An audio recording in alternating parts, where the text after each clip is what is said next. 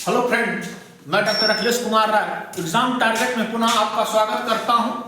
मौर्य साम्राज्य के अंतर्गत मैं आज अशोक के अभिलेख के बारे में बताऊंगा। अशोक के अभिलेख में आता है शिलालेख, स्तंभलेख, गुहालेख। शिलालेख में दीर्घ, लघु, स्तंभलेख में दीर्घ और लघु और गुहालेख है। अशोक के अभिलेख जो है उसी के आधार पर डी.आर. भंडारकर पूछता है कि कौन ऐसा इतिहासकार है जो अभिलेखों के आधार पर इतिहास लिखने का प्रयास किया, तो डी.आर. भंडारकर ने ऐसा किया था।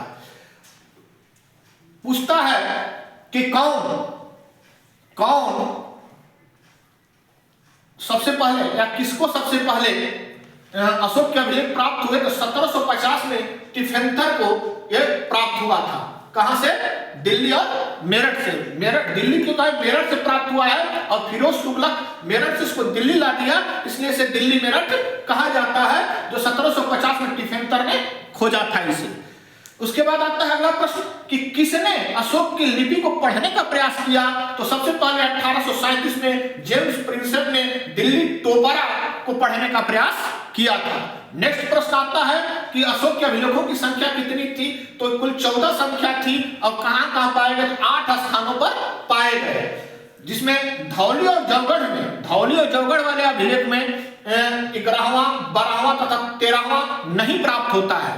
उसके स्थान पर पृथक कलिंग प्रज्ञापन प्राप्त होता है। पूछता है कि इस स्थान 11वें, 12वें, 13वें के स्थान पर धौली और जौगढ़ में क्या मिलता है, तो पृथक कलिंग प्रज्ञापन मिलता है। प्रथम लेख, अब मैं 14वें लेख के बारे में वर्णन करने जा रहा हूं।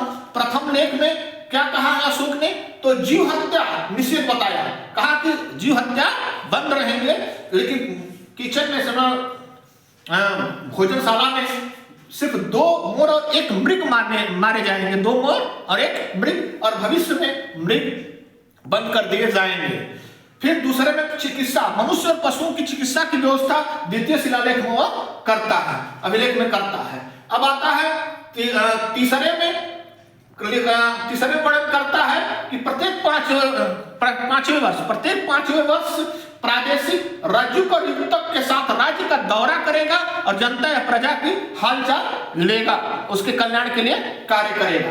चौथा में उसने कहता है कि मैं भेरी घोष के स्थान पर, अब धम घोष, चौथे में उसका मिलता है भेरी घोष के स्थान पर धम घोष, यानी कि युद्ध के स्थान पर धम का प्रचार हम करेंगे। पांचवें में धर्म महामात्र की नियुक्ति करता है। यह राजाभिषेक के 14वें वर्ष में ऐसा करता है, जो लोगों की प्रजा में जाकर उनके कल्याण के लिए कार्य करेगा और कैसे नैतिक जीवन बिता रहे हैं उसके बारे में बताएगा। छठा, कहा कि कहीं भी रहूं, चाहे अंतपुर में रहूं, चाहे मैं भोजशाला में रहूं, कहीं भी रहूं, मेरे प्रतिवेदक मुझे प्रजा की हालचाल बता सकते हैं, कोई रोक टोक नहीं है प्रतिवेदकों को। 7वें में कहता है कि सभी संप्रदाय के लोग सब जगह निवास कर सकते हैं, किसी को कोई प्रतिबंध नहीं है। नेक्स्ट 7वें में 8वां में 10वें वर्ष में धम यात्रा प्रारंभ किया। राज्याभिषेक के 10वें वर्ष में धम यात्रा प्रारंभ किया। पूछता है कि अशोक सबसे पहले धम यात्रा कहां से प्रारंभ किया, तो बोध गया से प्राप्त किया। कहां से मिलता है, तो 8वें अभिलेख से प्राप्त होता है। 9वां में ब्राह्मणों और श्रमणों को दान देने की व्यवस्था करता है। 9वां में ब्राह्मणों और श्रमणों को दान की व्यवस्था करता है। 10वां में धम पालन पर बल देता है। 11वां में धम जैसा दान नहीं, धम जैसी कोई प्रशंसा नहीं, यही बात करता है। 12वां में कहता है कि सभी संप्रदाय अपने अपने संप्रदाय के लोग जो है ना अपने संप्रदाय की बड़ाई करें ना दूसरे संप्रदाय की निंदा करें, नहीं बुराई करें। तो इसमें क्या कहता है कि यह एक धार्मिक सहिष्णुता है। इसे पूछता है कि अशोक का कौन सा अभिलेख धार्मिक सहिष्णु है, तो 12वां है।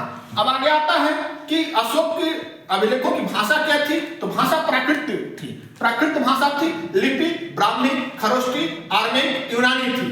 अब प्रश्न पूछता है कि शाहबाज गढ़ी और मानसेहरा के अभिलेख किस लिपि में लिखे गए, तो खरोष्टी लिपि में लिखे गए। तक्षशिला से प्राप्त अभिलेख की लिपि क्या थी, तो आर्मेनिक लिपि थी। सरेकुना यानी कंधार से प्राप्त अभिलेख यूनानी तथा आर्मेनिक दोनों लिपि में लिखी गई है। इसलिए प्रश्न पूछता है कि द्विभाषिक लेख कौन सा है। द्विभाषिक में 2 भाषाओं में लिखा गया है, तो सरेकुना यानी कंधार के अभिलेख यूनानी और आर्मेनिक द्विभाषिक लेख है। फिर आता है कि लघमान जलालाबाद से प्राप्त अभिलेख किस लिपि में है, आर्मेनिक लिपि में है। 13वें शिलालेख अभिलेख में कलिंग विजय का वर्णन है और अपने राज्याभिषेक के 9वें वर्ष में उसने कलिंग विजय किया था। इसके अलावा दो पृथक, प्रथम पृथक लेख में सभी मनुष्य मेरी संतान है और कहता है कि जैसे मैं अपने पुत्र के लौकिक और पारलौकिक जीवन की कामना करता हूं उसी तरह मैं पूरी सभी मनुष्यों की करता हूं। द्वितीय में सभी मनुष्य मेरी प्रजा है की बात करता है, कहता है सभी को मैं जन कल्याण की भावना रखता हूं। That's all.